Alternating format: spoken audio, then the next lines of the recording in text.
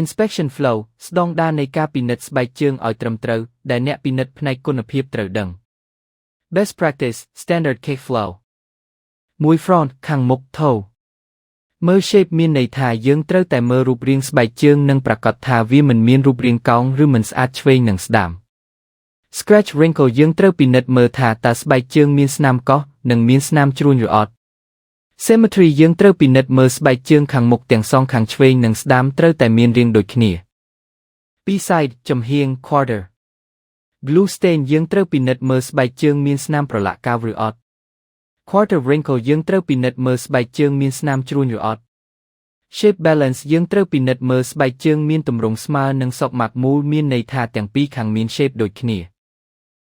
Back ផ្នែកខាងក្រោយ heel shape យើងត្រូវពិនិត្យមើលកែងស្បែកជើងទាំងពីររូបរាងកោងឬអត់ឆ្វេងនិងស្ដាំព្រោះបើសិនវាមានរូបរាងមិនស្អាតនៃកែងជើងធ្វើឲ្យប៉ះពាល់យ៉ាងខ្លាំងដល់ទាំងសោភ័ណភាពនៃស្បែកជើងនិងស្ថិរភាពដែលវាផ្ដល់ជូនអ្នកពាក់ Stitching យើងត្រូវមើលចំណុចនៃធ្នេអំបោះត្រូវប្រាកដថាវាមិនមានដាច់អំបោះនិងលោតអំបោះឬក៏មិនទាន់កាត់អំបោះចេញ Alignment នៅក្នុងបរិបទនៃស្បែកជើងការតម្រឹមសំដៅទៅលើរបៀបដែលរូបរាងកែងជើងនិងរចនាសម្ព័ន្ធស្បែកជើងដាក់ជើងរបស់អ្នកដើម្បីធានាបាននូវស្ថិរភាពនិងសុខភាពរយៈពេលវែង 4 top ខាងលើ upper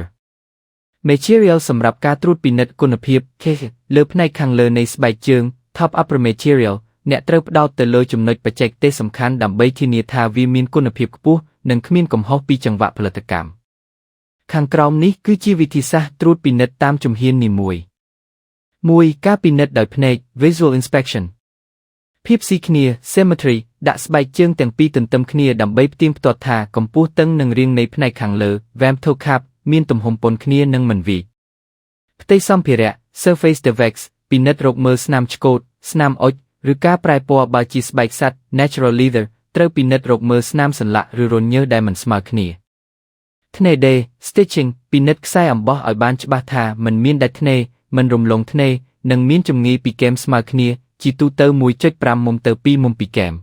2. ការពិនិត្យដោយការប៉ះ physical touch កម្រាស់ thickness 5 រៀមដៃស្ទាបដើម្បីដឹងថាផ្នែកខាងលើមានកម្រាស់ស្មើគ្នាគ្រប់កន្លែងមិនមានកន្លែងស្ដាងពេកឬក្រាស់ពេក ភាពយឺត elasticity សាកល្បងសង្កត់ឬពត់តិចស្បែកជើងល្អត្រូវតែវិលត្រឡប់មករកសភាពដើមវិញភ្លាមនិងមិនបន្សល់ទុកស្នាមជ្រួញជ្រៅដែលបែកស្រកាឡើយ ភាពស្អិត bonding ទាញគែមដែលជាប់នឹងបាត outsole តិចដើម្បីប្រាកដថាកៅជាប់ណែនល្អមិនមានស្នាមហើបឬហៀកៅលើសពី 2 មុំ 3. ការត្រួតពិនិត្យផ្នែកខាងក្នុង internal check